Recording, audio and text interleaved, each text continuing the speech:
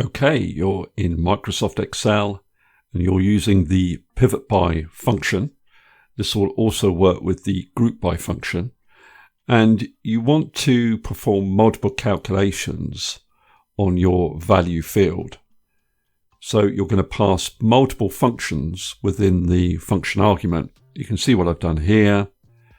These calculations are performed on revenue. I've got a percentage of, a sum, average, and count. Now you can do this easily in a regular pivot table.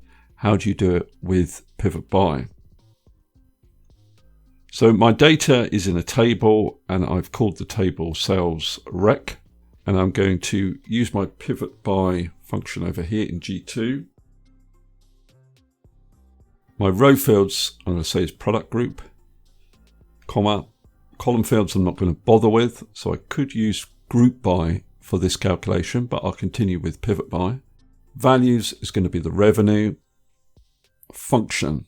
Now this is where we need to specify multiple functions. Normally what you would do is you just select one of the functions, and then I'll close the bracket. That's all the mandatory arguments.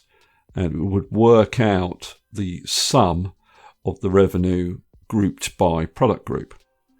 Now to get multiple calculations, what you can do is use the HSTACK function. So HSTACK, open bracket, and then you can just list the functions that you want to perform. So sum is my first one, comma, and then I'll say average, comma, and then count, and then I'm going to use %of, and you can see that there. Don't need the brackets.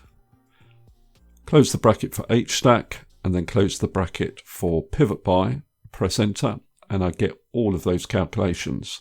The only thing I need to do is apply a bit of formatting, and I'm done. Okay, that's all I wanted to cover in this particular video. Hopefully that's useful. If it is, please give me a thumbs up and subscribe, and I'll see you next video.